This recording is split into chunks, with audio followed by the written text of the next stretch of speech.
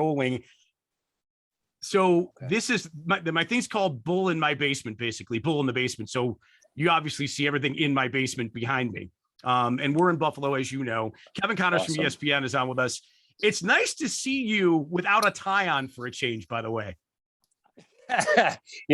Contrary to popular opinion, I don't sleep with full makeup and tie and jacket on. Yeah, no, it's we're getting ready for some Major League Baseball studio stuff tonight. So had this opportunity. And by the way, I love the old school Bills helmets behind you, man. That is top notch. Absolutely. Couldn't do it without it, man. So Kevin's on with us because he is a self-proclaimed ginormous national Buffalo Bills fan. And the question, obviously, I have to ask for people that don't know the story behind your fandom is you're a guy that grew up in Long Island in the heart of Giants and Jets country. You live now in Patriot country. So how do you become a Bills fan, number one, and how hard is it to root for them, number two, living where you do? Yeah, I'm very antisocial. So I just don't like being around anybody. I pick teams that are the polar opposite of fan bases. My dad is from Central New York, and he was a Bills fan growing up. He was a Bills fan, obviously, when I was born. So I became one. I was one growing up, and am one now.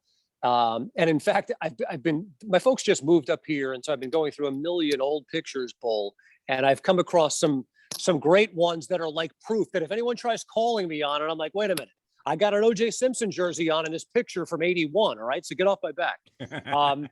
But so it was just, he was a diehard Bills fan and I became one. And, this is like pre NFL Red Zone. This is pre the ability to go on social media and follow some live streams. So it was not easy watching Bills games on Long Island because we didn't get very many. But I stuck it out, and the Super Bowl years were when I was in high school and college, and the lean years have been since I've been a professional, but we're back, and I couldn't be more excited. Yeah. So tell us about your first live Bills experience. Was it at the Meadowlands against the Jets? Was it in Buffalo? Tell us about your first live Bills experience. It would have been at the Meadowlands, Giant Stadium for sure, old Giant Stadium. And I'm trying to remember if it was, I guess it would have been a Jets-Bills game at Giant Stadium. But the one that stands out to me more than others, and by the way, the crazy thing, and we can talk about this, I've only been to one Bills game in Buffalo. That's not enough. One, I know, it's crazy. But the one that stands out to me was I went to a Sunday night football game, Bills Cardinals in Arizona, when I was probably like 23 years old. So, and it was on the campus of Arizona State. So I will simply say there was a lot else to be observant about as a 22-year-old on the campus of Arizona State other than Bills football. But that experience was great, too. That's phenomenal. So you mentioned Central New York. Let's go back to that. You went to Ithaca College.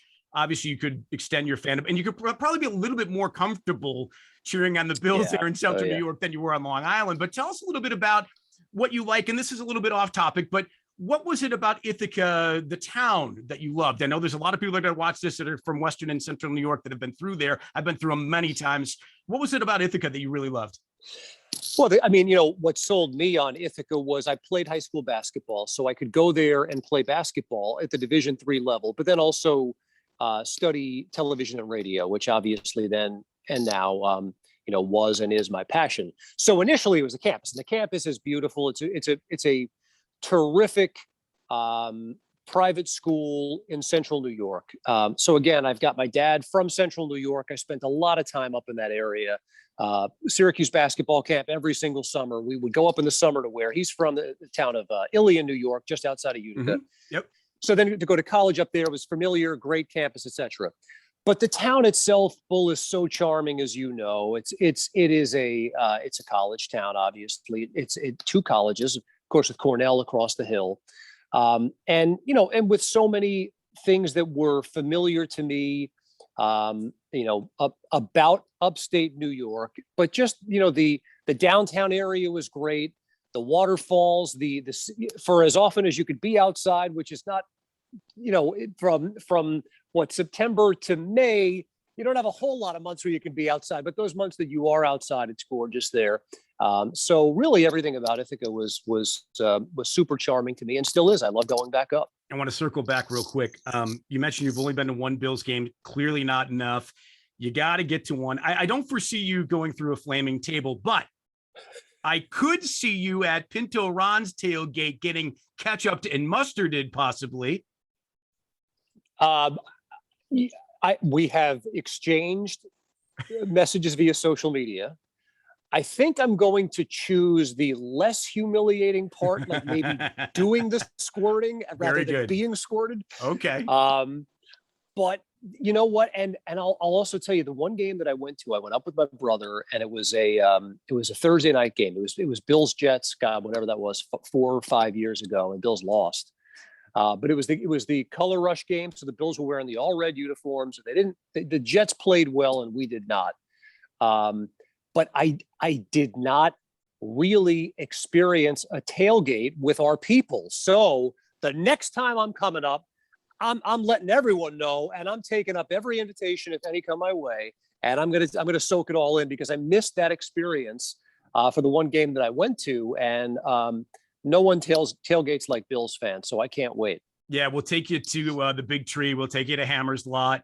We'll make sure it's worth your while for sure. Now, back to your career, because this is a little bit about what I do now on Bull in the Basement with my guests is I want to learn, and I want the viewers to learn about you. So were you like this guy when you were a kid where you just soaked up everything sports? You played sports, you remembered jersey numbers and stats, you taped yourself doing play-by-play of every sport you could possibly do. Was that you as a kid? And are you doing your dream job now? There's no question. And you know what? Look, ESPN is not without its moments where, like any other place, it could be frustrating or it could be disappointing or you could work a late night or what. But I'm a kid in a candy store. It's a phenomenal place to work. I get to do so many different things, which is such a blessing because I'm a fan of so many different sports. I'd be watching these games if I weren't reporting on them or, doing stuff within the games or halftime or post game. So it's a phenomenal place to be. I mean, I grew up when I was going to Central New York as a kid. I stumbled upon this channel once upon a time. What the heck is this? It plays sports all day. And so I'm working here now, and I've been for 13 years, and it's an unbelievable blessing. And I am forever grateful to my bosses for this. So yeah, as a kid, the real MVP is my mom, because we grew up in a 2-bedroom apartment on Long Island, myself, my 2 brothers, and my dad. So my mom didn't have a whole lot of opportunities to put on the television what she wanted to watch because it was 4-on-1. We all wanted to watch sporting events. All right. But I mean, it was Yankee baseball in the spring and summer, and it was college football in the fall, and the NFL on Sunday and Monday, and college basketball and the NBA in the wintertime, and it was rinse, wash, repeat. I mean, so to be able to do this for a living, to come to work each day and know that I'm going to be talking about something that I'm passionate about. Again, I'm not telling you that every day is utopia, but it's close. So are there ever Anchorman moments for you where you're literally getting done with makeup, you're mic'd up, you got script in hand, you literally run on to set to the desk, and it's 3, 2, 1, go? I mean, are there ever any moments like that, or is it more controlled? We've had some close calls for sure. Usually if you're, like for example, tonight I'm doing updates within the baseball game. So I'm here, I hope we're not blowing the lid off of us. The secret here that this is in the morning, but this is 5:40 and not on Wednesday. But so I'm in here, at bare minimum, an hour and a half before, an hour before a game starts. So it's never like, holy cow. I have had moments in my career when I worked in local news where I'm running down the hall back when we used tapes. Of course, everything is digital now, but back when we had tapes, I'm running down the hall with a stack of tapes and handing to the guy jumping in the studio. I've had those moments in my career. It's a little bit more, you better be on the set in time here at ESPN, but there certainly have been some close ones. And believe me when I tell you, there have been plenty of moments where you think you're starting a show talking about this, this, and this, and then all of a sudden, a minute beforehand, Paul George breaks his leg in a USA exhibition game, and for the next 2 hours, you're going extemporaneously on this thing that just happens. So that's also part of the adrenaline rush, as you know, Bull. It's what, you know, it's what turns you on if you're in this business. Like, that's the stuff you live for. It's really pretty incredible how much you're explaining. You have to improv when you're up there a lot, but also too, an incredible skill that a lot of people don't realize is as you're doing what you do, you're listening to somebody in your ear almost nonstop, right? I mean, I remember the first couple of times I did that, and I've done this much TV, barely any, but it is so disorienting. And now obviously you're used to it, you're a pro, but my goodness, to have that happen, to be focused enough to deliver to what you do to millions of people when you do is an incredible talent, man. Well, I appreciate that. And it's also helpful to be able to tune out my wife and kids when I'm at home. It's just that this is going on in the background. Hey, the game's on, you know. No, it's a necessity, obviously. And I will, you know, fall asleep every other night, you know, hearing someone counting 5, 4, 3, 2, 1 in my ear. But, you know, listen, the people see us on TV, and it's a phenomenal honor and responsibility. But, you know, what makes this place go are the people who are talking in my ear, or the person who's in the control room saying, take camera 4, or the person who's putting up the font on the screen, or our great research department who's giving us a nugget 5 seconds before we're coming on the air. So it's such a team effort. I wish people, you know, look, it's the nature of the beast when you're the king of the hill. And I think I can say humbly that ESPN, I think, is the king of the hill. So you're going to get some shots from people about how ESPN is this and ESPN doesn't do this, or ESPN does too much of this. But I wish people could see how much it takes to put stuff on. And the past 18 months, Bull, is like the prime example. It's like we had people cutting video on a laptop on their couch at home, and the shows all look the same. The efforts and the talents that it's taken to do TV, as we have known it for the past 40 years on this network during a pandemic, is Herculean. And, you know, SportsCenter won a national Emmy for Best Daily Studio Show this past year. Again, this is going to sound really arrogant. I'm sorry if it does. You can call me a homer. That show should win every single year. It's unbelievable what goes into putting that show on the air. And I think, and we hadn't won in a long time. And I think finally people said, you know what, that's not easy to do during a pandemic. So I'm really proud of it. And I'm really proud of my teammates for doing that and being recognized. You're a Mafia family member, so we forgive you. It's all good. Hey, do you ever get nervous before you go on and do a show? Is that, or is it now so, I mean, it's never routine. Every night's different, obviously, in terms of content, but you ever get nervous when you go out there, or are you now beyond that? No, that's a really good question, because the answer is yes. And it's not like, oh no, what am I going to do? It's more of a good nervous energy. It's like, you know, I was very fortunate recently. I got to go out to the All-Star game in Denver, baseball All-Star game. And I did baseball tonight before the home run derby. And like 10 seconds before we go on, my producer says, get ready, guys. This is going to be the biggest audience that we have all year. And of course he was right. The home run derby did a phenomenal rating, and we were on right beforehand. And like, yeah, it wasn't nervous like, oh no, what do I do? But it was like, all right, this means something tonight, you know? If it's a big story, or if it's a story that you're not as, like the Simone Biles story that just happened, right? I'm not a huge gymnastics guy, and it's a very sensitive thing.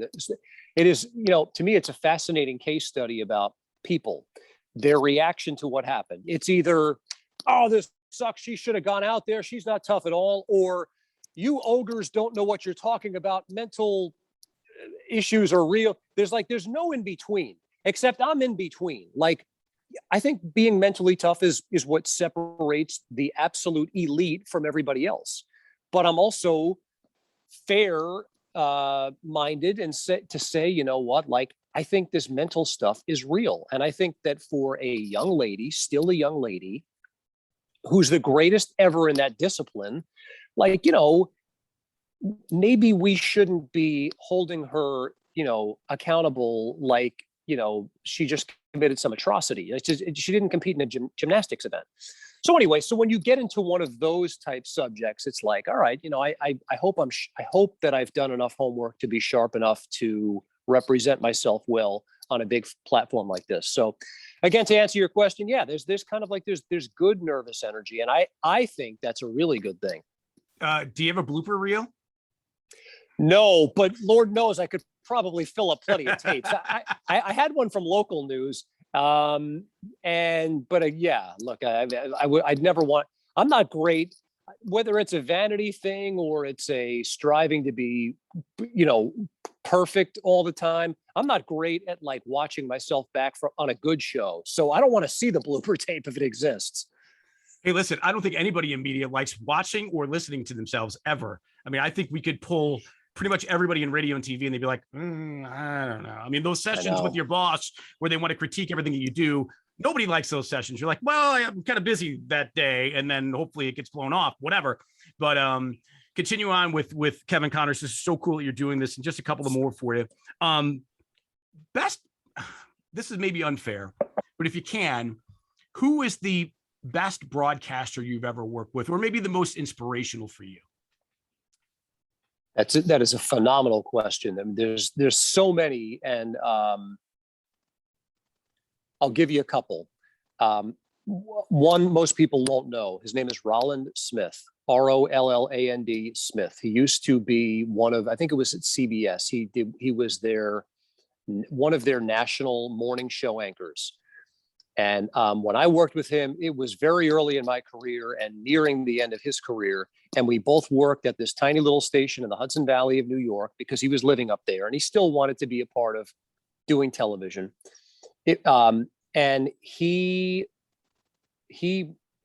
was exactly what the old school elite, amazing anchors used to be like a voice that I would kill for, a unbelievably handsome, debonair, smart guy. And he was a huge role model for me. Held me accountable when I made a joke that maybe I shouldn't have. Nothing awful, but like, hey, remember, you have a responsibility here. Don't be a moron. Okay.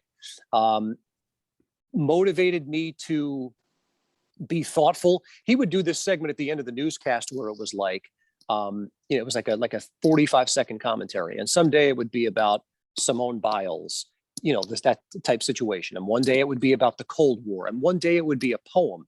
And the balls it takes to like read a poem that you wrote, but they were amazing. So he's one. And by the way, let me interrupt you real quick. And you can think, well, I'm saying this, but don't sell yourself short. You're still a terrific slouch. Sorry for this movie reference, but tremendous. So Roland is one for sure. And then, like I had people who I looked up to who I haven't worked with, Marv Albert, Len Berman, a couple of guys in New York who of course then went national. But then you get here and it's like, I grew up watching Chris Berman. And I got to be a part of a sports center one time, or a couple of times actually, where we didn't share a desk, but I would say, so that's what's going on over here. But for more on the NFL, let's send it over to Chris Berman. I mean, dream come true type stuff. Steve Levy to me is as good a studio anchor as there is, period. And he's an amazing Monday Night Football play-by-play broadcaster. And I've done so many shows with Steve Levy. We text every now and then, like he's a friend, and he's someone who I look up to so much. I did a Sports Center with Stuart Scott. Like, so to be here in this, and so many other people, obviously, Linda Cohn, John Buchagras, so many phenomenal, Scott Van Pelt. It's been an amazing experience. I've learned from so many people, hopefully met their standard in the process. But I've had early on, it was tough. First 7 years of my career were challenging. I really built a good foundation. I'd be lying to you if I told you it wasn't tough, but boy, I've had a pretty blessed career. And you're incredibly good at what you do, for sure. Thank and we're you. blessed. And Berman and Levy are big Buffalo guys. I mean, Levy used to come in and do hockey games, and he used to hang out downtown on Chippewa Street, him and Melrose. And there are stories that I don't think I can tell here about those guys. And Berman's here all the time with, he's great friends with Jim Kelly. He's here for the gala and the golf tournament and even other things. And he's a big proponent of Buffalo, as you know. So it's maybe where, you know, a little bit of where your fandom came from too, or at least you share it with Kevin Connor. So let's segue and let's round this out. Why we had you on. Well, not entirely why, but Bills 2021. Obviously they add some pieces. Star Latulippe is back. You add Matt Breida, you add Hollister, you add the 2 rookie defensive linemen. There's probably somebody I'm missing, Emmanuel Sanders, obviously. You add all those pieces, and yet there's still, we heard the Cole Beasley press conference earlier, talking about his role and how that's been kind of out in the open, him and Jerry Hughes and the Twitter and yada, yada, yada. Aside from, you know, catastrophic injury, God forbid the COVID hits them. Their protocol last year was terrific. They were healthy. That's part of the reason why they did so well. So all of that being said, sorry, as a terrible lead in and really lengthy and wordy, but what do you think about the 2021 Bills? You know, I was on several shows last year and people asked me the same question. What do you think about the 2020 Bills? And I said, anything short of winning the division is a disappointment. And there's nothing wrong with that. There was nothing wrong with thinking that way at that time. The bar has been raised. We won the division last year. This is a as good, if not better team. And, you know, let's remind people, we were 3 quarters away from the Super Bowl last year. Okay. Anything shy of winning a Super Bowl is a disappointment. And again, there's nothing wrong with that.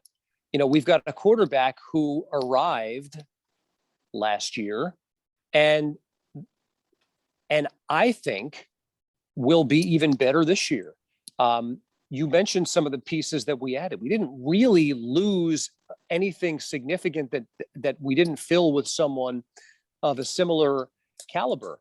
I think you're going to see an improved AJ Epinesa. Like, I've heard great things about how he has, you know, changed his body, and he's going to be like an impact player this year. Like last year, to me, he was like a wild horse that you took a branding iron to its butt, and like he was just all over the place. Like, I think this year he's going to be a little bit more disciplined and more of an impact guy.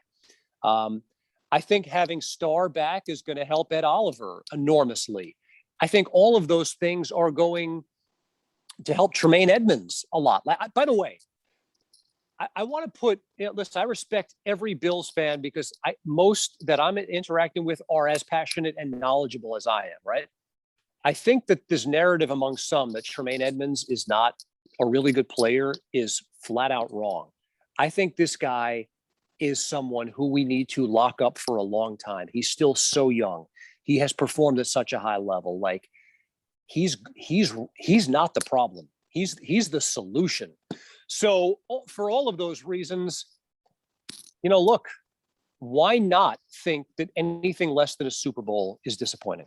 Sure. I mean, the rest of the division has 3 rookie quarterbacks, arguably, provided Mac Jones starts for the Patriots, right? 3 rookie quarterbacks. You know, our quarterback has a huge advantage over them. So I think everybody in Buffalo and all of Bills Mafia shares the same feeling, that Super Bowl or bust for this team. Any personal message you want to send out to Bills Mafia that might be watching right now? You know, it's keep it up. And you know what?